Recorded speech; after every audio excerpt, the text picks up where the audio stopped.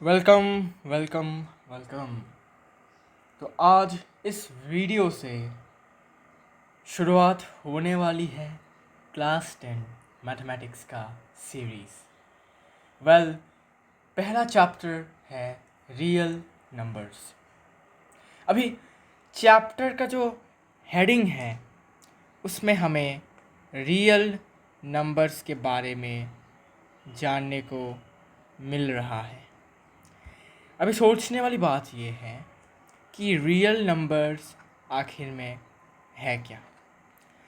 तो अगर आपको पता है, अगर आपने मेरे वीडियोस देखे हुए हैं क्लास 9 के नंबर सिस्टम वाले चैप्टर को अगर आपने देखा हुआ है, तो उसके स्टार्टिंग में ही मैंने बोला था कि नंबर सिस्टम में दो तरीके के नंबर्स होते हैं। क्या क्या? रियल और अनरियल। अभी उनमें से हम रियल वाले को ब्रीफली पढ़ेंगे इस वाले चैप्टर में, सिर्फ रियल नंबर के बारे में। ठीक है भाई।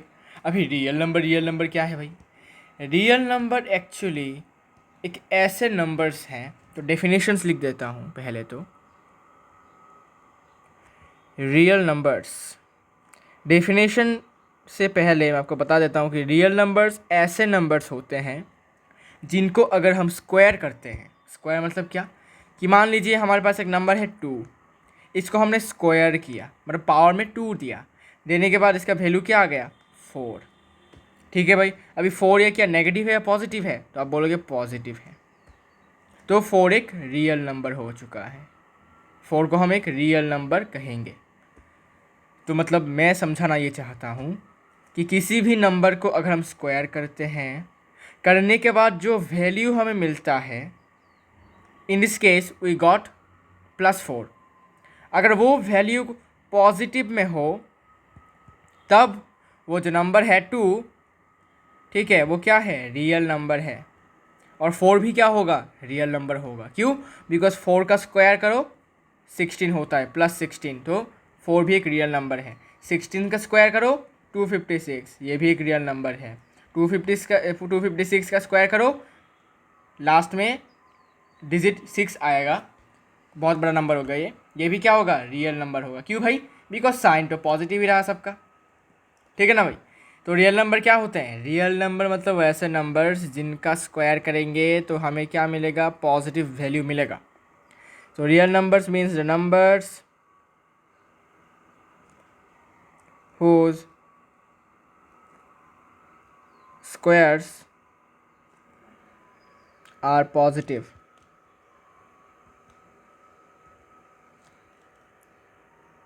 are called real number. अभी अगर एग्जाम्पल में ले लूँ मैं -1, तो क्या -1 भी रियल नंबर है? तो हम चेक करते हैं।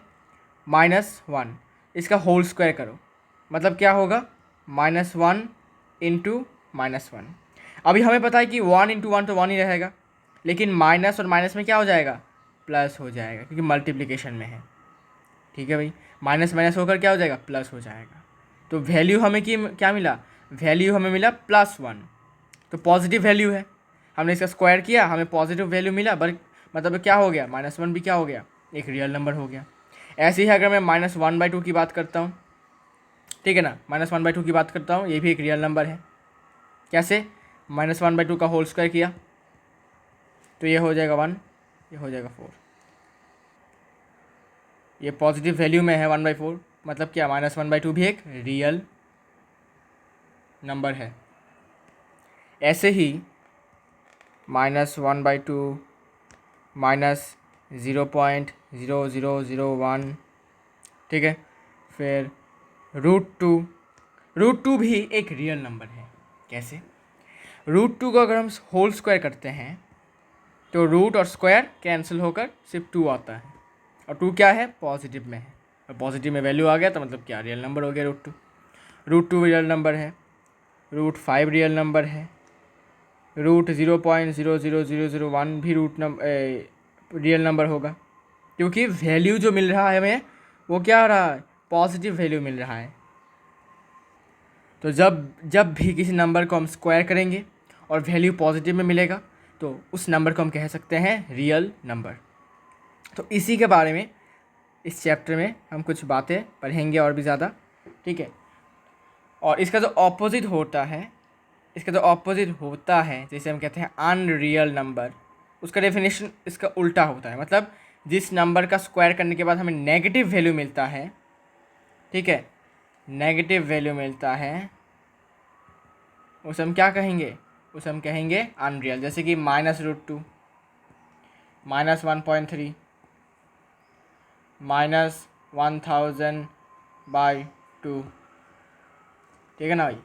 तो ये सारे के सारे क्या हैं, ये सारे के सारे अनरियल नंबर है। क्यों भाई, इसको होल स्क्वायर करो, रूट और स्क्वायर हट जाएंगे, बचेगा क्या, -1000/2 मतलब -500, माइनस में वैल्यू आया मतलब अनरियल नंबर, ठीक है भाई। चलो भाई, अभी रियल नंबर चैप्टर में हमें कुछ पढ़ने होंगे बहुत सारी चीज़ें। तो पहले मैं शुरुआत करूँगा आज कॉम्पोजिट नंबर और प्राइम नंबर से। कॉम्पोजिट नंबर और प्राइम नंबर से शुरुआत करेंगे। चलो भाई, कॉम्पोजिट नंबर क्या है और प्राइम नंबर क्या है, बहुत लोग भूल जाते हैं। इसको याद रखने का टेक्निक आपको मैं बता देता हूँ, आज समझ जाओगे कि कॉम्पोजिट नंबर और प्राइम नंबर असली में होता क्या है, और ज़िंदगी भर कभी नहीं भूलोगे, ये मैं गारंटी देकर आपको बोल सकता हूँ भाई, मैं आपको एक गारंटी देकर बोल सकता हूँ। तो कॉम्पोजिट नंबर मतलब ऐसे नंबर्स जिनका फैक्टर्स जो है 2 से ज़्यादा है। नंबर्स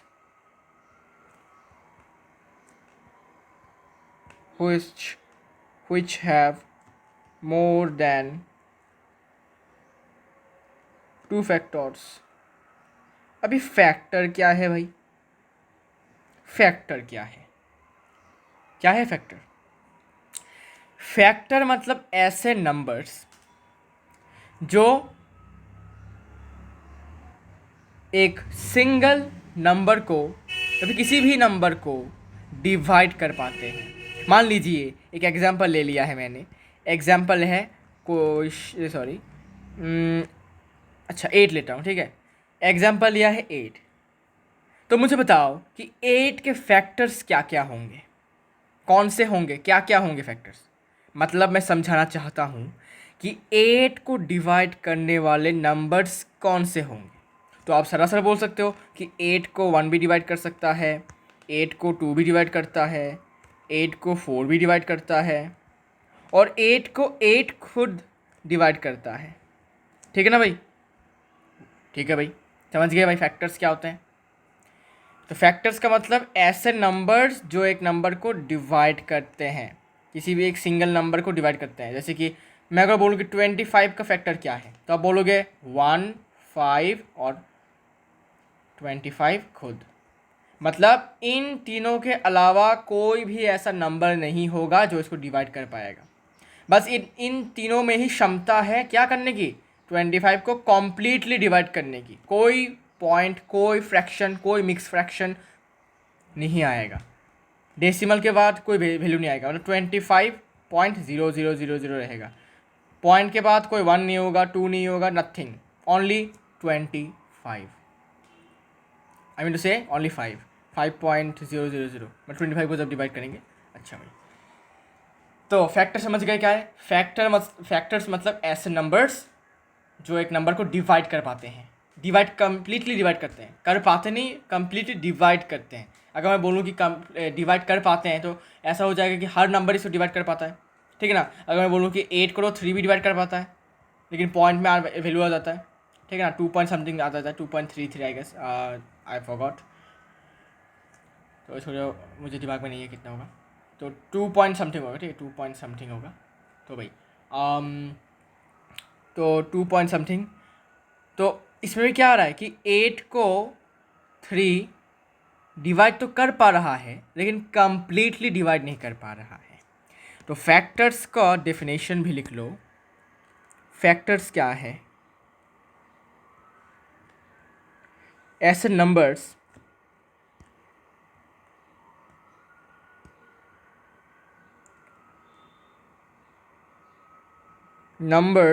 which can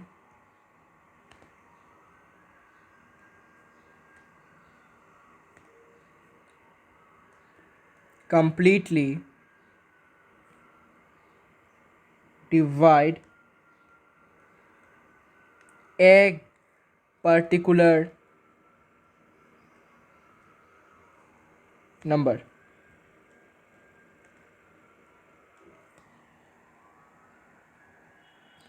मतलब कुछ फैक्टर्स कभी एक नहीं होते, ठीक है, एक होते हैं, लेकिन उससे हम कहते हैं कि एक फैक्टर वाला ऐसा नंबर कौन सा होता है, एक फैक्टर वाला नंबर जो होता है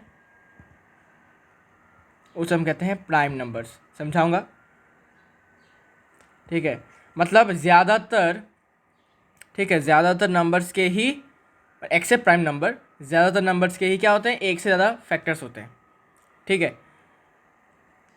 एक फैक्टर वाले को प्राइम भी नहीं माना जाता और कॉम्पोजिट भी नहीं माना जाता, ठीक है। मान लेता हूँ कि एक नंबर है जिसका फैक्टर सिर्फ एक ही है, मतलब सिर्फ वो एक ही डिजिट से, एक ही नंबर से डिवाइड जाता है, तो उसे हम ना कंपोजिट कह पाएंगे ना प्राइम कह पाएंगे, ठीक है। फॉर एग्जांपल वन जो है ना, उसको सिर्फ वन ही डिवाइड कर पाता है और कोई नहीं, इसका फैक्टर भी सिर्फ वन ही है, ठीक है। ऐसा नहीं कि वन को ज़ीरो डिवाइड कर पाता है, नहीं, वन का फैक्टर ओनली वन है, only one factor, that's why one is neither prime nor composite, ठीक है भाई। तो ज़्यादा बातचीत इसमें ज़रूर करेंगे, लेकिन थोड़ी देर बाद। अभी फैक्टर्स के बारे में ठीक से समझ लेते हैं फिर से। फैक्टर्स मतलब ऐसे नंबर्स जो एक पर्टिकुलर नंबर को डिवाइड कर पाता है कंप्लीटली। कोई डेसिमल हमें नहीं मिलेगा देखने को, कोई फ्रैक्शन हमें देखने को नहीं मिलेगा, सिंपल सी बात है। तो 8 का फैक्टर्स क्या है, 8 का फैक्टर्स जो है वो है 1 2 3 4 और 8, ये सारे क्या हैं, 8 के फैक्टर्स हैं। और फैक्टर्स का मतलब ही क्या होता है कि 8 को ये कम्प्लीटली डिवाइड करने की क्षमता रखते हैं। They have the potential, this numbers have the potential to completely divide the number 8, ठीक है भाई, समझ में आ गया भाई। चलो भाई, फैक्टर्स के बारे में हो गया। और अगर एक ऐसा नंबर है जिसका दो से ज़्यादा फैक्टर्स है, अब दो से ज़्यादा फैक्टर्स मतलब कितने हो सकते हैं, दो से ज़्यादा मतलब 3 4 5 6 7 8 100 150 200 300, ठीक है, लेकिन दो से ज़्यादा होना पड़ेगा भाई, 2+। अभी 2+ में कुछ भी हो सकता है, 3 2 कुछ भी हो सकता है भाई। मतलब ऐसे नंबर जिनके पास दो से ज़्यादा फैक्टर्स होंगे उन्हें हम कहते हैं, क्या कहते हैं, कंपोजिट नंबर्स कहते हैं। तो क्या 8 कंपोजिट नंबर है? जी हाँ। कैसे? बिकॉज इसमें कितने फैक्टर्स है, टोटल 4 फैक्टर्स हैं, दो से ज़्यादा है भाई, तो कंपोजिट नंबर हो गया भाई। तो ये हो जाता है क्या, ये हो जाता है कंपोजिट नंबर। मतलब दो से ज़्यादा फैक्टर्स देखने को मिलेंगे तो कंपोजिट नंबर, और सिर्फ एक या फिर वो खुद, ठीक है। अगर दो फैक्टर्स देखने को मिलते हैं, सिर्फ दो, ओनली टू फैक्टर्स मतलब एक होगा 1, दूसरा होगा वो खुद वैल्यू, वो खुद नंबर। मीन्स टू से आई वांट टू से कि अगर मैं बोलूँ कि 2, अच्छा 3 बोल लेता हूँ, 3, तो 3 को डिवाइड करने वाले नंबर्स का नंबर क्या होंगे, पहले आप बोलोगे 1 और 3, तो 3 एक प्राइम नंबर है। क्यों? बिकॉज इसमें से दो ही फैक्टर्स हैं, ओनली 2 फैक्टर्स, 1 2, तो ओनली 2 फैक्टर्स वाले नंबर को कहेंगे प्राइम, और दो से ज़्यादा फैक्टर्स रहने वाले नंबर को कहेंगे क्या, कॉम्पोजिट। लेकिन और एक बात है कि प्राइम नंबर्स का स्पेशलिटी है, क्या स्पेशलिटी है, कि प्राइम नंबर के जो फैक्टर्स होते हैं वो या तो 1 होता है या फिर वो खुद होते हैं। देखो भाई, इसका फैक्टर ये नंबर खुद है, मतलब ये नंबर खुद को डिवाइड कर पाता है, ठीक है। और दूसरा फैक्टर क्या है, 1 तो सबका फैक्टर होता है, आपको पता है, 1 इज़ ए यूनिवर्सल फैक्टर, किसी भी नंबर का फैक्टर 1 होता है, किसी भी नंबर का, ओके। और प्राइम नंबर का स्पेशलिटी क्या बोला मैंने, कि उसका जो फैक्टर होता है उसमें हमेशा 1 होता है और वो नंबर खुद होता है, इसके अलावा और कोई फैक्टर नहीं होता, ठीक है। जैसे कि 8 में देखो, 8 में 1 है और 8 है, और मतलब 1 है और 8 है, वो खुद नंबर है एक फैक्टर, और 1 एक फैक्टर है, इसके अलावा भी 2 फैक्टर्स है, कौन कौन, 2 और 3, मतलब ये प्राइम नंबर नहीं होंगे। अगर ऐसा होता कि 8 के फैक्टर्स सिर्फ 2 ही होते हैं, 1 और 8, तब 8 भी एक प्राइम नंबर माना जाता। लेकिन क्योंकि इसके ज़्यादा फैक्टर्स हैं, क्या, 2 4 8, तो इसका मतलब क्या है कि इसके दो से ज़्यादा फैक्टर्स हैं, और दो से ज़्यादा फैक्टर्स मतलब क्या, कॉम्पोजिट। तो कॉम्पोजिट नंबर्स क्या है, कॉम्पोजिट नंबर्स मतलब एक ऐसे नंबर जिनके पास दो से ज़्यादा फैक्टर्स है, मतलब क्या, दो से ज़्यादा नंबर्स उस नंबर को डिवाइड कर पाता है कंप्लीटली। समझ में आ गया भाई। जैसे और एक एग्जांपल लेते हैं, जैसे कि 32। क्या 32 एक कंपोजिट नंबर है? तो आप बोलोगे हाँ, कैसे?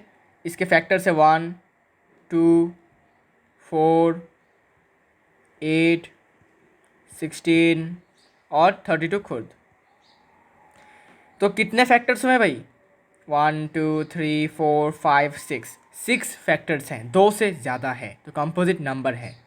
ठीक है भाई, समझ में आ गया? याद रहेगा कंपोजिट नंबर क्या होता है। कंपोजिट नंबर मतलब ये होता है दो से ज़्यादा फैक्टर्स। चलो भाई, अभी बात कर लेते हैं प्राइम नंबर्स के बारे में। अभी प्राइम नंबर्स क्या बोला था मैंने? सिर्फ दो फैक्टर्स, सिर्फ दो फैक्टर्स प्राइम नंबर्स।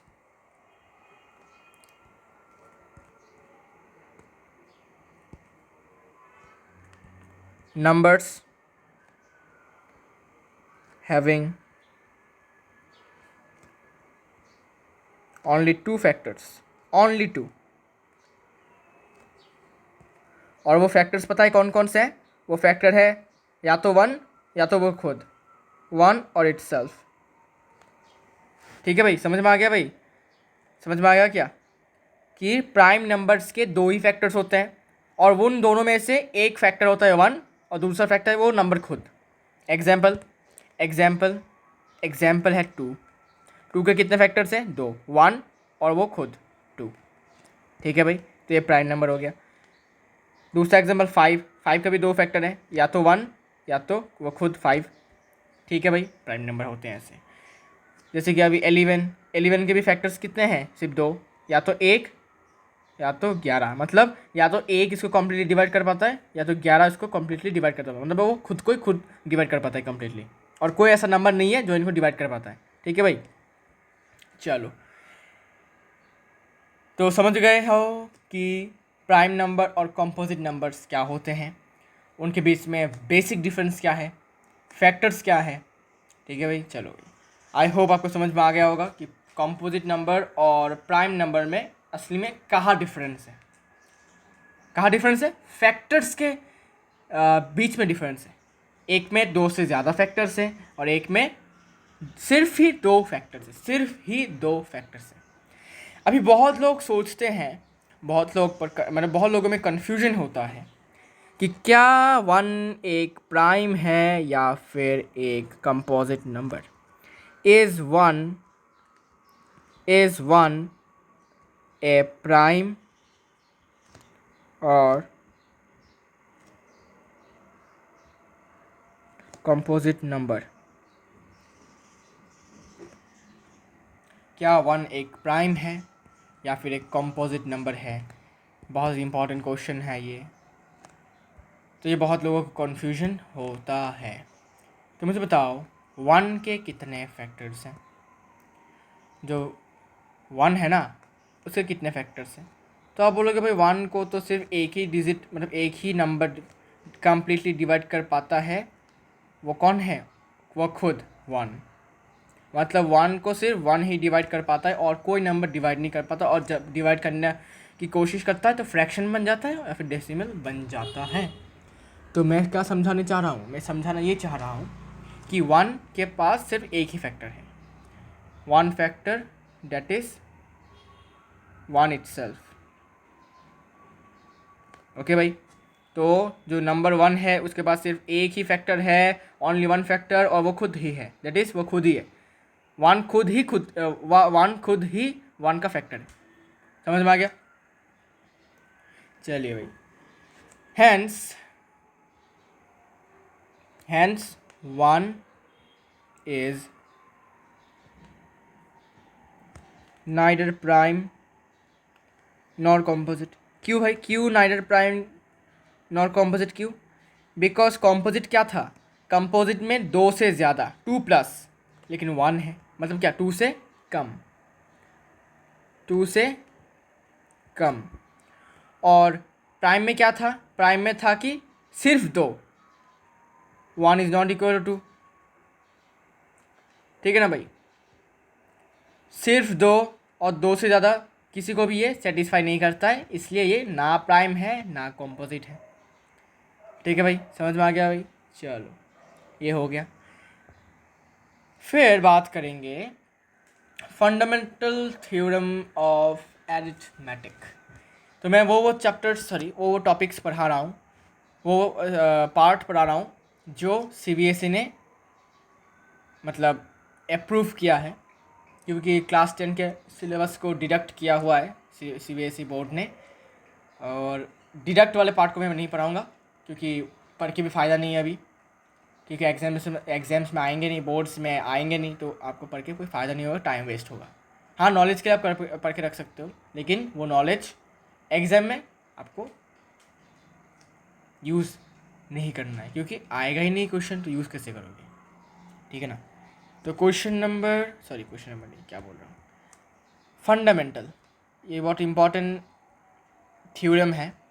क्या थ्योरम नाम है क्या इसका, फंडामेंटल थ्योरम ऑफ थ्योरम एक ही बात है, ऑफ एरिथमेटिक का फंडामेंटल थ्योरम मतलब कि ये हमेशा होता है, ये you can say inbuilt feature है, ये हमेशा प्रूफ राइट होता है, हमेशा ये सेटिस्फाइड होता है हमेशा, इसलिए इसको फंडामेंटल कहते हैं। जैसे फिजिक्स में हमने पढ़ा था, मैंने आपको पढ़ाया था कि मास जो है वो एक फंडामेंटल प्रॉपर्टी होता है किसी भी बॉडी का, मतलब किसी भी बॉडी में उसका मास जो होता है वो हमेशा होता ही है। मासलेस बॉडी कभी नहीं होता एक्सेप्ट फोटोन जो कि पार्टिकल है, वेव है, भाई ये तो कन्फ्यूजन है, सॉल्यूशन तो है नहीं। लेकिन साइंटिस्टों ने कहा कि भाई तुम किसी को ये वेव लगता है तो वेव ही रखने दो, किसी को पार्टिकल लगता है तो पार्टिकल ही रहने दो भाई, दोनों को ही दोनों रहने दो, ठीक है भाई। चलो, तो फंडामेंटल क्या है कि ये हमेशा रहता है, हमेशा ये सही होता है, ये इनबिल्ट फीचर जैसा है, ठीक है भाई। तो फंडामेंटल थ्योरम ऑफ अरिथमेटिक क्या कहता है भाई, फंडामेंटल थ्योरम ऑफ अरिथमेटिक ये कहता है, लिख के रखो, किताब में लिखा है आपके एनसीईआरटी के। और हाँ भाई, मैं पहले तो आपको पता ही है क्लास 9 में मैंने RS अग्रवाल की सिर्फ एक्सरसाइजेस सॉल्व किया है, बिकॉज एनसीईआरटी के मैंने नहीं किया, बिकॉज ईजी थे, ठीक है ना। लेकिन क्लास 10 में ऐसा नहीं होगा, क्लास 10 में मैं एनसीईआरटी को स्टार्ट कर दूंगा पहले, और अगर मुझे टाइम मिलता है तो मैं RS भी स्टार्ट कर दूंगा, ट्राई करूंगा कि हाँ भाई RS भी कंप्लीट कर लूँ, बिकॉज RS जो है उतना इम्पॉर्टेंट अभी नहीं है बोर्ड्स में, क्योंकि NCERT is the main, NCERT से ही आएगा कंसेप्ट, सारे के सारे एनसीईआरटी में ही है, RS में भी ज़्यादा है लेकिन क्वेश्चंस तो एनसीईआरटी से ही आएंगे। एनसीईआरटी पूरा बुक को अगर आप को मतलब पूरा बुक अगर आपको आता है line by line, sum to sum अगर आपको आता है तो बढ़िया है भाई, क्योंकि एनसीईआरटी ही मेन है 10 के लिए। और एक बात कि क्लास 9 में जो वीडियोस मैंने डाले हैं उन सबको मैंने प्लेलिस्ट में ऐड कर दिया है, तो इससे फ़ायदा क्या हुआ आपका कि आपको ढूंढना नहीं पड़ेगा वीडियोस को स्क्रॉल करते करते, बस आपको प्लेलिस्ट ऑप्शन में जाकर कोई सा भी प्लेलिस्ट जो आपको देखना है वो आपको चूज़ करना है क्लास 9 का, ठीक है भाई। और एक बात मैं आपको कहना चाहूँगा कि अभी मैंने क्लास 10 का जो सीरीज़ स्टार्ट कर दिया है, तो धीरे धीरे वीडियोस आएंगे, और मैं आपको चाहूँगा कि मुझे सपोर्ट थोड़ा सा मिले। मैं ऐसा कभी बोलता नहीं हूँ और बोला भी नहीं, बिकॉज़ मुझे उतना ग्रीड नहीं है सपोर्ट का। मैं चाहता हूँ कि मेरे जो इन्फॉर्मेशन है, मैं जितना इन्फॉर्मेशन आपको दे सकता हूँ उतना इन्फॉर्मेशन देने की कोशिश करता हूँ। अभी बहुत लोगों को ये अच्छा लग सकता है, बहुत लोगों को ये ओवर लग सकता है, बहुत लोगों को एक बहुत तरीके से लग सकता है, ओके ना। तो जो लोगों को अच्छा लगता है तो आपको तो लाइक शेयर सब्सक्राइब कर सकते हो, और जिनको अच्छा नहीं लगता तो क्या कर सकते हैं भाई, ठीक है। I will try to improve my content, लेकिन अभी के लिए जितना है उतना ही मेरे लिए आई गेस कि इनफ है। इससे ज़्यादा मैं करूँगा तो शायद मेरे वीडियोस की क्वालिटी ख़राब हो जाए, ठीक है ना। तो सिंपल रहना ही बेस्ट है, सिंप्लिसिटी इज़ द बेस्ट। तो सिंपल तरीके से पढ़ाऊँगा, कोई एक्स्ट्रा एक्स्ट्रा कुछ चीज़ें नहीं होंगे क्लास में। तो भाई बातें शातें होंगे, क्योंकि बातों के बिना मज़ा नहीं आता, ठीक है। मजाक भी होंगे और पढ़ाई भी होगा, सब कुछ एक साथ होगा। बिकॉज सब कुछ एक साथ होगा तभी आपके अंदर वो क्षमता जो है, उसका जो लेवल है, पोटेंशियल का जो लेवल है वो बढ़ेगा और आपको कॉन्फिडेंस फील होगा और आप किसी भी एग्ज़ाम को क्रैक कर सकते हो। Not only boards, it can be any tough exam और एनी कम्पिटिटिव एग्ज़ाम। तो बातें हो चुकी हैं, अभी पढ़ाई भी कर लेते हैं। तो फंडामेंटल थ्योरम ऑफ अरिथमेटिक ये कहता है कि जितने भी कंपोजिट नंबर्स है दुनिया में, उन सब को हम एक्सप्रेस कर सकते हैं। एक्सप्रेस मतलब क्या? एक्सप्रेस मतलब फैक्टराइज्ड। अभी फैक्टराइज मतलब क्या? फैक्टराइज मतलब कि फैक्टर्स में, मतलब टुकड़ों में बांट सकते हैं, टुकड़ों में बांट सकते हैं। टुकड़ों में बांट सकते हैं मतलब क्या? कि सपोज़ मेरे पास 100 है, इसको मैं टुकड़ों में कैसे लिखूँगा? तो आप बोलोगे 2 इंटू 2 इंटू, फिर अच्छा डायरेक्ट लिख देता हूँ 5 इंटू 5 इंटू 2 इंटू 2। मतलब 100 को मैं 5 इंटू 5 इंटू 2 इंटू 2 लिख सकता हूँ। तो ये जो है ना, ये क्या हो जाते हैं? ये हो जाते हैं इसके फैक्टर्स। कैसे भाई? बिकॉज ये जो नंबर है ये 100 को कम्प्लीटली डिवाइड कर पाते हैं, तो ये बन जाते हैं क्या? फैक्टर्स। ठीक है भाई, समझ में आ गया? ठीक है भाई। तो इसमें भी यही कहा गया है कि किसी भी कॉम्पोजिट नंबर को, अभी 100 एक कॉम्पोजिट नंबर है, क्यों भाई? क्यों? इसमें देख सकते हो कि 5 इंटू 5 इंटू 2 इंटू 2 कितने फैक्टर्स हुए? 4 फैक्टर्स, 2 से ज़्यादा। तो 100 क्या हो जाएगा? 100 will be a composite number. और बोला है कि जितने भी दुनिया में कंपोजिट नंबर्स हैं उनको हम फैक्टराइज कर पाएंगे, और हमने फैक्टराइज वो करके दिखाया। क्या फैक्टराइज किया हमने? प्राइम फैक्टराइजेशन किया। प्राइम फैक्टराइजेशन किया। अभी नाम से प्राइम फैक्टराइजेशन क्यों? प्राइम ही क्यों? कंपोजिट फैक्टराइजेशन क्यों नहीं लिखा? क्योंकि मुझे देखो, ये देखो 100 को क्या लिखा था हमने? 5 इंटू 5 इंटू 2 इंटू 2। अभी मुझे बताओ, ये जो 5 5 2 2 है, ये कैसे नंबर्स हैं? कैसे तरीके के नंबर्स हैं? फैक्टर नहीं बोल रहा हूँ मैं, फैक्टर नहीं, फैक्टर हाँ है ये, लेकिन कैसे तरीके के नंबर्स हैं ये? तो आप बोलोगे कि प्राइम नंबर है ये। कैसे प्राइम नंबर? बिकॉज इनके 2 से ज़्यादा फैक्टर्स नहीं है, सिर्फ 2 ही फैक्टर्स हैं, ठीक है। तो अभी नज़र देने वाली बात ये है कि ये भी प्राइम नंबर, ये भी प्राइम नंबर, ये भी प्राइम नंबर, ये भी प्राइम नंबर। प्राइम नंबर्स को मल्टीप्लिकेशन किया तब जाके कॉम्पोजिट नंबर मिला है। वाह भाई, ये तो अलग चीज़ है भाई। मतलब हमें एक नया कुछ सीखने को मिला कि कॉम्पोजिट नंबर्स को अगर हम तोड़ते हैं, फैक्टराइज करते हैं, तो वो प्राइम के प्रोडक्ट्स में टुकड़े हो जाते हैं। मतलब प्राइम नंबर्स का अगर हम प्रोडक्ट करते हैं, मैं उल्टा बोल रहा हूँ, प्राइम नंबर्स का अगर हम प्रोडक्ट करेंगे तो हमें क्या मिल जाएगा? एक कॉम्पोजिट मिल जाएगा अंत में। वाह भाई, एक नया चीज़ मिला सीखने को। और यही बताया गया है फंडामेंटल थ्योरम ऑफ एरिथमेटिक में, यही कुछ बताए गए हैं कि अगर तुम दुनिया के किसी भी कॉम्पोजिट नंबर को प्राइम फैक्टराइज करोगे तो तुम्हें प्राइम नंबर्स का प्रोडक्ट ही देखने को मिलेगा। जैसे कि यहाँ पर मुझे देखने को मिला 5 इंटू 5 इंटू 2 इंटू 2। 5 भी प्राइम है, 2 भी प्राइम है, ठीक है ना भाई।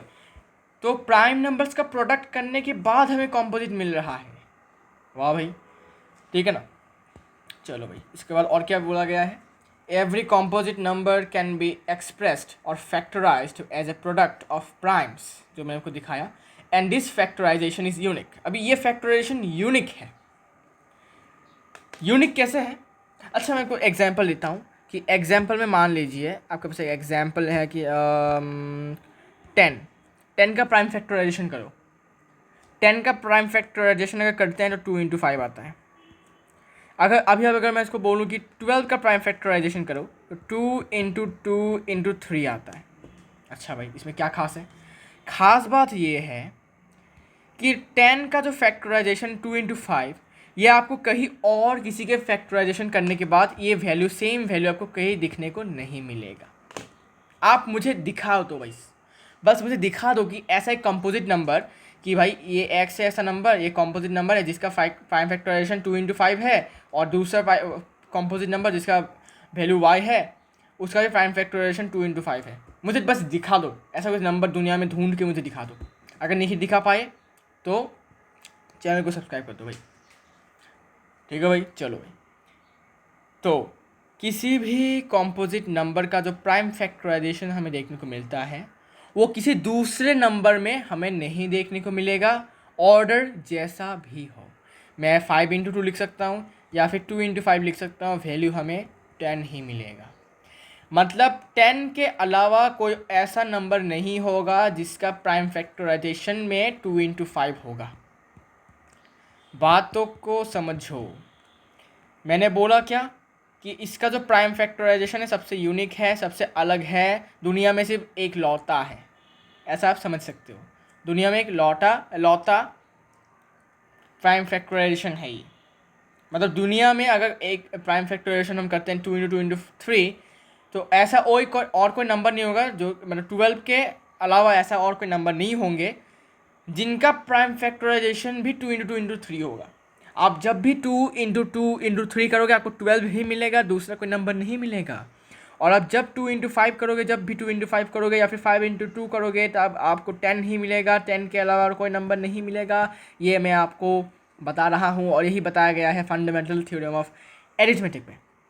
क्या समझे? ये समझा कि किसी भी या फिर हर एक कॉम्पोजिट नंबर को अगर हम फैक्टराइज करते हैं, कैसा फैक्टराइजेशन? Prime factorisation. क्यों प्राइम फैक्टराइजेशन कहा जाता है? बिकॉज जब भी हमने इसको फैक्टराइज किया तो हमें सिर्फ प्राइम नंबर्स का प्रोडक्ट ही देखने को मिले, इसलिए इसका नाम पड़ गया क्या? Prime factorisation. समझे भाई? चलो भाई, और इसी फैक्टराइजेशन जो है ना, ये फैक्टराइजेशन सबसे यूनिक होता है। क्यों भाई? क्योंकि जो फैक्टराइज होकर वैल्यू हमें मिला है, प्राइम फैक्टराइज का जो हमें मिला है ना नंबर्स, वो दूसरे किसी नंबर का नहीं होता है। मतलब 10 का हमेशा 2 × 5 ही रहेगा, दूसरा 11 का नहीं होगा।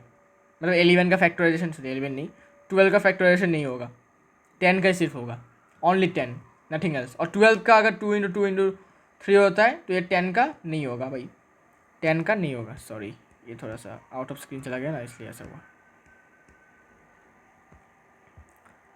ठीक है, समझ में आ गई बात? तो दुनिया में जितने भी कॉम्पोजिट नंबर्स हैं उन सब का प्राइम फैक्टराइजेशन यूनिक है। ठीक है, अच्छा। Apart from the order in which the prime factors occur, order कैसा भी हो सकता है। जैसे कि मैं 12 का मान लेते हैं 2 × 2 × 3, इसको मैं ऐसे लिख सकता हूँ 2 × 3 × 2, इसको मैं ऐसे भी लिख सकता हूँ 3 × 2 × 2। ठीक है, 3 तरीके से लिख सकता हूँ, लेकिन वैल्यू तो हमें 12 ही मिलेगा, कोई और दूसरा नंबर नहीं मिलेगा, है ना बात? 10 को मैं ऐसे लिख सकता हूँ 2 × 5 भी लिख सकता हूँ और 5 × 2 भी लिख सकता हूँ, मिलेगा तो 10 ही, कोई दूसरा नंबर मिलेगा क्या? नहीं मिलेगा। ठीक है भाई, समझ गए? अच्छा। The prime factorisation of a natural number is unique except for the orders of its factor. किसी भी नेचुरल नंबर का अगर हम करते हैं प्राइम फैक्टराइजेशन, तो जो प्राइम फैक्टराइजेशन मिलता है नेचुरल नंबर को, प्राइम फैक्टराइज करने के बाद जो वैल्यूज़ मिलते हैं, प्रोडक्ट मिलते हैं प्राइम नंबर्स के, वो यूनिक तो होता है, लेकिन अगर उसका ऑर्डर चेंज हो जाए तब भी वो सेम ही रहता है।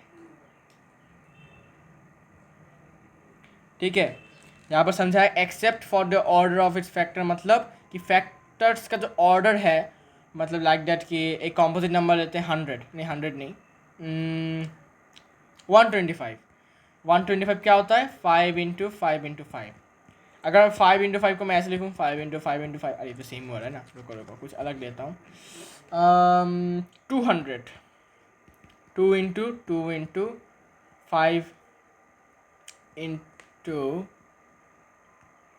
× 2, तो इसको ऐसे लिखता हूँ एक्चुअली। 200 को लिखूँगा 2 2 2 2 और ये 5 × 5। तो यहाँ से ये 20 10 10 और ये 20, रुको, यहाँ से ये चला गया 10, यहाँ से ये चला गया 10, हाँ भाई ठीक है। तो देखो 200 का जो प्राइम फैक्टराइजेशन है वो दिखने में कुछ ऐसा है। इसके ऑर्डर को अगर हम चेंज कर देते हैं तो ऑर्डर मतलब क्या कि 2 को भाई सपोज यहाँ पर लाया, फिर 5 लाया, फिर 2 लाया, फिर 5 लाया, फिर 2 लाया, फिर 2 लाया, तब भी हमें क्या मिलेगा, 200 ही मिल रहा है। अच्छा छोड़ो, इसको मैं 5 लाता हूँ पहले, 5 into 5 into 2 into 2 into 2 into 2, तब भी हमें क्या मिल रहा है, 200 ही मिल रहा है। तो ऑर्डर जैसा भी हो वैल्यू हमेशा सेम ही आता है। मतलब क्या कि जब भी हम इसको इंटू करेंगे ऑर्डर कैसा भी हो हमें 200 ही मिलने वाला है, दूसरा कोई नंबर नहीं मिलने वाला है। समझ में आ गई बात? ठीक है। एक नेचुरल नंबर बोला, नेचुरल नंबर में मतलब क्या, नेचुरल नंबर मतलब 1 से स्टार्टिंग करके इन्फिनिटी तक, और होल नंबर मतलब क्या, होल नंबर मतलब 0 से स्टार्टिंग करके 1 से स्टार्टिंग करके इन्फिनिटी तक। ठीक है भाई। अच्छा तो देखो लिख देता हूँ यहाँ पर 8 मान लेता हूँ, 8 कॉम्पोजिट नंबर है, इक्वल टू 8 का प्राइम फैक्टराइजेशन क्या होता है, 2 इंटू 2 इंटू 2। तो 8 जो है ये एक कॉम्पोजिट नंबर है, कॉम्पोजिट नंबर है। और जो ये 2 इंटू 2 इंटू 2 है ये क्या है, ये है हमारे प्राइम नंबर्स। ठीक है, प्राइम नंबर्स।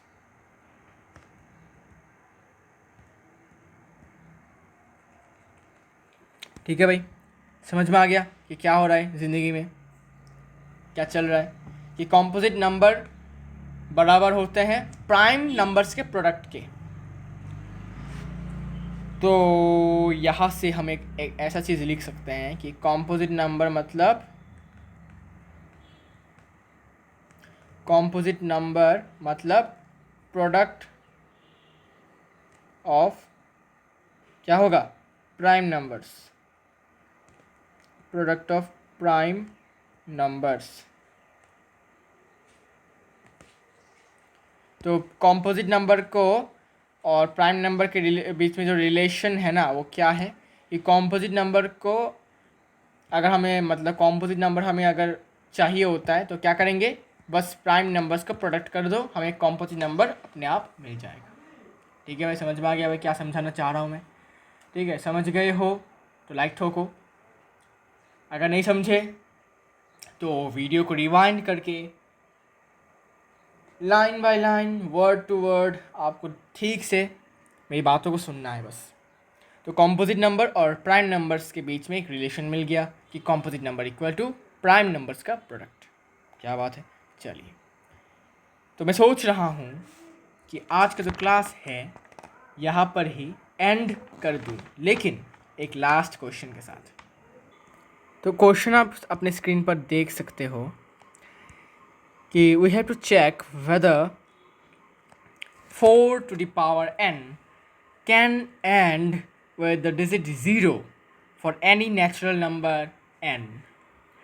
क्वेश्चन में हमें ये पूछा गया है कि हमें चेक करना है कि क्या 4 to the power n, ठीक है, इसके बाद क्या करेंगे 4 to the power n, और n का जो वैल्यू होगा वो कोई भी एक नेचुरल नंबर अगर हम इसके वैल्यू को पुट करते हैं, जैसे कि n इक्वल टू 1 होने से 4 to the power 1 equal to 4, फिर n इक्वल टू 2 होने से 4 to the power 2 to 16, ऐसे करते करते n का वैल्यू कितना होगा जिससे कि 4 to the power n होने से कुछ होगा, होने के बाद जो लास्ट डिजिट है वो द डिजिट 0, लास्ट जो डिजिट है उस नंबर का वो 0 से एंड होना चाहिए। तो क्या ऐसा कोई वैल्यू है n का? ठीक है, अगर वैल्यू नहीं है तो हमें बताना है कि ये क्यों नहीं है, रीज़न क्या है, चेक करना है कि हाँ भाई ये होता है कि नहीं भाई बताओ। तो देखो 4, अच्छा n का वैल्यू अगर हम 1 मानते हैं क्योंकि नेचुरल नंबर बोला है, होल नंबर होता है तो 0 ही मानते हैं। तो अगर n का वैल्यू 1 है तो यहाँ से 4 to the power n equal to क्या होगा, 4 to the power 1 equal to 4, तो इसका लास्ट डिजिट क्या है 4। अगर अभी n का पावर 2 होने से क्या होगा 4 स्क्वायर 16, लास्ट का डिजिट 6 है, n का वैल्यू 3 कर दिया, 4 क्यूब 126, ये भी सॉरी 126 नहीं, सॉरी 64, लास्ट का डिजिट क्या है 4, और n का वैल्यू जब 4 देंगे तब 4⁴ मतलब 256, इसका लास्ट का डिजिट 6 है। अभी आपने अगर कुछ नोटिस किया है तो आपने देखा होगा कि इसमें लास्ट डिजिट है 4, इसमें लास्ट डिजिट है 6, इसमें फिर से लास्ट डिजिट है 4, इसमें फिर से लास्ट डिजिट है 6। तो ये कुछ पैटर्न फॉर्म कर रहा है, ठीक है ना भाई, ये कुछ एक पैटर्न फॉर्म कर रहा है। इसमें 4, इसमें 6, फिर से 4, इसमें 6, मतलब क्या, अगली वाला जो नंबर होगा उसमें लास्ट डिजिट 4 होगा, फिर दूसरा वाला नंबर में लास्ट डिजिट 6 होगा, ऐसे करते करते 4 6 4 6 4 6 करता रहेगा। लेकिन क्या लास्ट डिजिट 0 होगा फिर? तो आप बोलोगे नहीं होगा, क्यों? बिकॉज पैटर्न क्या है 4 6 4 6, तो 0 तो होने का कोई चांस ही नहीं है। कोई चांस है क्या? नहीं है। तो इसको आप रख लो ब्रैकेट में, आपको एग्जाम में ये नहीं लिखना है, असली स्टेटमेंट आपको मैं बताता हूँ कैसे लिखना है। ठीक है भाई, समझ में आ गया कि कैसा होगा? तो अभी क्या करोगे कि, और एक बात, लास्ट में 0 आने के लिए मुझे क्या चाहिए होगा, ये पहले हम जान लेते हैं। लास्ट में 0 आने के लिए इस 4⁴n में, अच्छा 4 का फैक्टर्स क्या है बताओ मुझे? तो आप बोलोगे 4 का फैक्टर है 2 × 2। अभी मुझे एक ऐसा नंबर बताओ जिसके लास्ट डिजिट में 0 है। तो आप बोलोगे 10 भाई, सिंपल सा 10 है। 10 का प्राइम फैक्टराइजेशन दिखाओ मुझे। तो 10 के प्राइम फैक्टराइजेशन में 2 × 5 है। क्या समझे? मतलब कि 0 जब आएगा तब प्राइम फैक्टराइजेशन में 2 और 5 रहेगा ही मस्ट। फैक्टर के हिसाब से 2 और 5 हमेशा रहना चाहिए, जिससे क्या होगा, लास्ट डिजिट 0 होगा। क्या आपको 4 के प्राइम फैक्टराइजेशन में कहीं भी 5 दिख रहा है क्या? तो आप बोलोगे नहीं भाई, सिर्फ 2 ही दिख रहा है। सिर्फ 2 होने से तो नहीं होगा, हमें क्या चाहिए होगा, हमें 5 चाहिए होगा। ठीक है ना भाई, 5 चाहिए होगा। तो मेन रीज़न कहाँ पर है? मेन रीज़न एक्चुअली 4 में है, इस नंबर में है। 4 एक ऐसा नंबर है जिसके पावर में मैं कुछ भी डाल देता हूँ तब भी, मतलब फिर भी मुझे, मतलब ये नंबर जो है, जो वैल्यू मिलेगा मुझे, वो एंड नहीं होगा। किससे एंड नहीं होगा? 0 से एंड नहीं होगा। ठीक है भाई, चलो भाई, तो अभी लिख लो कि कैसे लिखना है एग्ज़ाम में। तो लिखो, if 4⁴n ends with 0 then it must have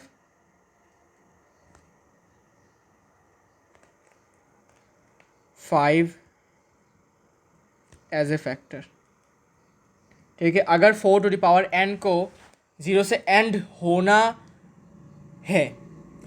है तो उसका एक फैक्टर होना पड़ेगा, और वो फैक्टर कौन होगा? 5 होना पड़ेगा। ठीक है भाई, समझ में आ गया? But we know that the only prime number, the only prime factors of 4⁴n are 2। सिर्फ, अच्छा, द ओनली प्राइम फैक्टर लिख दो भाई। The only prime factor of are नहीं होगा, इस होगा, ये दोनों तो सेम ही है प्राइम फैक्टर। इट्स 2, मतलब 4 का जो प्राइम फैक्टर्स हैं, मतलब 4 में जो प्राइम फैक्टर्स हैं वो सिर्फ 2 ही हैं। मतलब 4 को लिखेंगे 2 × 2। तो मुझे बताओ कि 4 में सिर्फ एक ही प्राइम फैक्टर है और वो है 2। 2 के अलावा और कोई प्राइम फैक्टर नहीं है। हमें तो चाहिए 5, लेकिन 5 तो नहीं है। ठीक है ना? It's 2 and also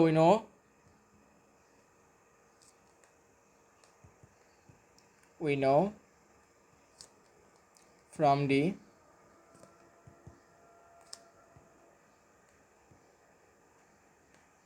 fundamental theorem of arithmetic।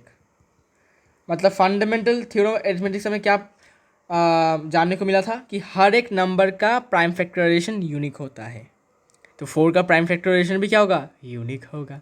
Unique मतलब क्या होगा कि 4 के अलावा और कोई भी नंबर का प्राइम फैक्टराइजेशन 2 × 2 नहीं होगा, या फिर किसी और एक नंबर का जिसका प्राइम फैक्टराइजेशन 2 × 5 है उसका वैल्यू 4 के बराबर नहीं होगा। मतलब 4 के पास 5 फैक्टर कभी नहीं होगा, सिर्फ 2 होगा। और इसकी वजह से क्या होगा, 4 कभी भी 0 से एंड नहीं हो सकता 4 के पावर में, अगर एंड कुछ भी देते हैं हम, ठीक है ना। That the prime factorisation